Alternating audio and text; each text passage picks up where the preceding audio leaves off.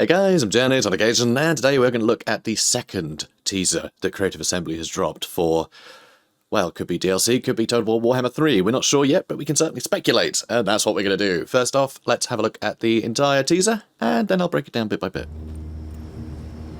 Heed the heavens, heed the heavens, heed the heavens. And heed them I shall, and I am certain to find them once again lacking of anything worthy of my heeding.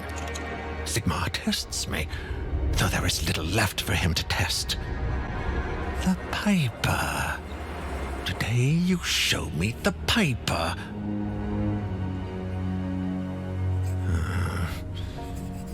We shan't see the third constellation tomorrow.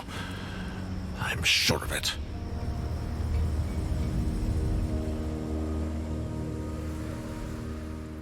Alright, so there's plenty of new stuff in this one.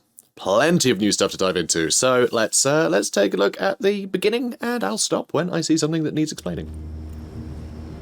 Heed the heavens, heed the heavens, heed the heavens. And heed them I shall. Okay, so first thing that's a little bit different. This is I compared it with the first trailer, and basically it seems that they cut into this section before you see the astrolabe sat on, sat in the, I don't know, nook, whatever that may be, and also after this little thing on the wall, you can see the symbol up here. That is actually the sort of iconography. That is the symbol of the Wind of Magic for Heavens. So absolutely nothing worth speculating about. We already know that this building belongs to that College of Magic that, studies the Wind of Magic of Heaven, so nothing there, but in case someone's going, oh, what's that symbol? Now you know. Shall, and I am certain to find them once again lacking of anything worthy of my heeding. One thing I'm noticing is he seems very, very aggravated. Again, kind of like he was in the last one. He was saying he was rageful, but this time he's saying, heed the heavens, like someone is telling him to heed the heavens. It feels more like he's following orders, but he's not sure why. So that could explain, again, the dude in the background could be the advisor. This celestial wizard could be getting manipulated to keep an eye on these things. If they are supposed to be omens of the Chaos Gods, then it seems weird that the Chaos Gods would be telling him to go look at it, which seems odd to me. But with this man getting more and more agitated, it does feel like there's some kind of chaos coercion. Anyway, let's carry on. Heeding. Sigmar tests me, though there is little left for him to test. So, Sigmar tests me. So that is obviously, again, drawing on the theological, right? Because obviously the gods are very real in Warhammer, so the idea of a deity testing him, I think, has a little bit more stock here. But basically, if you're not... it's not like atheism is a thing, right, in Warhammer. It's either you are being tested by one of the good gods and you're coming up great, or you've fallen to one of the dark gods, right? It's very little in between. There's no, I'm a man of science. Gods can go away. I don't care, because their influence is everywhere. So there's no atheism in this universe. There's just, sure, someone might say there's not, but it's a dumb prospect when there's objective evidence of divine intervention everywhere. There's dudes who can straight up do magic because they believe in a god. So yeah. So the idea of there's nothing much for him to test anymore, I assume that's on a spiritual level, in which case there's not much left of him that hasn't fallen. That's the impression I'm getting. That's what I'm reading into there. That I believe is being what's hinted. But it could just be that he's, on his last legs. He's old and haggard and he's had enough of this nonsense. It's hard to say. So, let's continue. The Piper. Today you show me the Piper. So the Piper is another star sign, which once again I'm having to fall back on the wiki because all of those entries are in the same book, which I don't own. So let's get to it. The Piper is one of the star signs of the Old World. It is a sign of the trickster, appearing as a capering piper, and is in ascendance during autumn.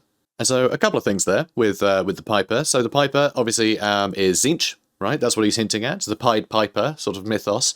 So, commanding people, sort of manipulating people, and that's very much Tzeentch's thing. He's the changer of ways. He manipulates people. He's all about plans within plans within plans. He's very much a puppeteer, and so that's what is being hinted at with the trickster. So that is interesting because now it means that that is the second god we've had hinted at, right? Yesterday was all about martial prowess. Grungni's Baldric, that was talking about martial prowess, so that hints at Khorne. So that, I think, is more, rigid in sort of theory now. I think we have more evidence that it is these signs are hinting at the Chaos Gods, which have been, very much assumed would be the topic of Warhammer 3, seeing as how we haven't seen them yet. So, they've got to be there. So that's awesome. This is very cool. So this is hinting more and more at Warhammer 3, I think. And this has nothing to do with dwarfs, as we'll get into, like yesterday's did. But also yesterday's was in Ascendance during late spring, early summer, which people were hinting at maybe that's a release date. But here it's saying autumn. So it's those times of year are less important for us and more important in the lore of this, because it means that a bunch of these stars are visible when they shouldn't be.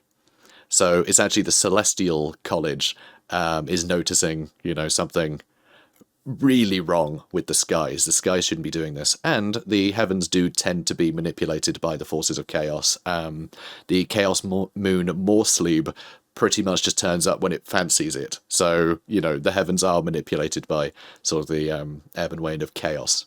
So the fact that they're all visible, and, more and more of them are becoming visible, and they're representing the Chaos Gods, that means the Chaos Gods are there, right?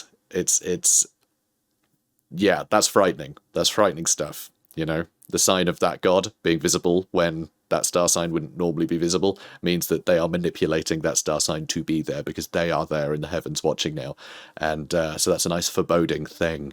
So anyway, I'm going around in circles at this point. I'm excited. So, right, next up. People born under it are known to be diplomatic, cunning, and shady. Again, Tzeentch, obviously. So, the overview. The sign of the Piper has always been regarded with some suspicion. Astrologers believe great leaders are born under this sign, but also great traitors as well. So, good and bad. As always, all these signs are interpreted by whoever's interpreting them, generally. Same with the twin-tailed comet. People see it and go, oh, it's the sign of Sigmar. Sigmar's looking out for us. But then other people might be like, no, that's bad. So, it's all about interpretation. So it is perfect for a teaser trailer, really, because we're now interpreting it, which is fun. So characters born of the Piper tend to be willing to... Oh, sorry, I've skipped one. Some even believe they are one and the same. So yes, great leaders and great traitors. So... scary. Characters born under the Piper tend to be willing to negotiate in most situations, trying to look for a happy medium. Again, manipulating the outcome to what they want. But these characters also negotiate deals at any cost, even playing the two sides against each other, or tricking one side to achieve the desired goal. So yeah, all about the manipulation. This is so Tzeentchian, which I think is maybe how you'd say that. Tzeentchian. Why not? Why not? So really cool, really cool. This is such strong hints at Tzeentch that it gives me no doubt in my mind that yesterday's was hinting at Khorne now. So absolutely wonderful. Right, now let's get back to the trailer. We shan't see the third constellation tomorrow. I'm sure of it. Okay, so this is nice actually. The book there, the fact that he's writing down what we saw in the previous teaser implies the connection, which is a really nice way to go about it, because it's, it's in canon, it's the guy being like, okay, I better keep track of yesterday's thing, because now he knows that that is more relevant. As we have deduced, he also has deduced that, which is lovely. He's speculating the same way we are, which I think is really cool. So he's written down Grungni's Baldric, pointing out that it's about martial prowess, so he's pointing to us exactly the importance of that sign. It's the martial prowess bit. Today's, obviously, the manipulating bit. So Khorne and Tzeentch. So there's more coming. So it also shows a connection, which is great, so we know that it's hints at a whole rather than hinting at completely different things, right? I say a whole because, like, the whole Chaos Pantheon thing, Chaos divided, the various Chaos gods coming into one to be the, the demons of chaos, like faction or whatever. It's all coming together to make Warhammer 3, I reckon, and that's the beauty of it. So I love that. I love that a lot. But also, he says that he will see more tomorrow. So, more teasers tomorrow? I mean, it'd be insane for them not to release a teaser tomorrow, given the fact that he said that, because, I mean, come on. So that's awesome. So we're going to get another one. And presumably now, we're going to have 4 of these teasers. So we'll have a teaser tomorrow, teaser the next day, and then what?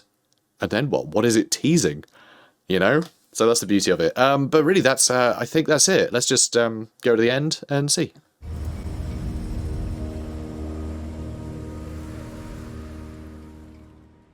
So once again, the end of it, same format as yesterday's teaser. So you got the sort of the constellation of note, you know, the one that he had noted on the left side of the screen, and on the right is the Big Dipper, which, you know, again, who knows what that's pointing out.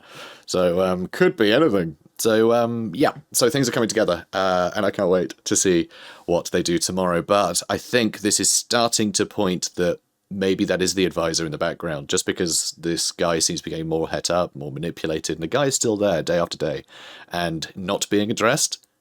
So does the Celestial Wizard even really acknowledge his existence? Does he even know he's there? Is he literally just in the shadows, you know, pulling strings for the Chaos Gods, you know? That's the beauty of it. So I can't wait to find out what is next, and I can't wait to find out what is after all these teasers. What is being teased? Obviously, presumably Warhammer 3, but, like, you know, are we going to get, like, a big thing, big injection of evidence there? I hope so. I really do. So it's going to be very cool. Very cool. I'm very excited. Ooh. A bit too excited. Calm down, Janet. Calm down. Okay, I'm not excited anymore. I'm now straight-faced. Brilliant. So, comment, like, and subscribe, and I'll see you probably tomorrow. See you then. Have a good one.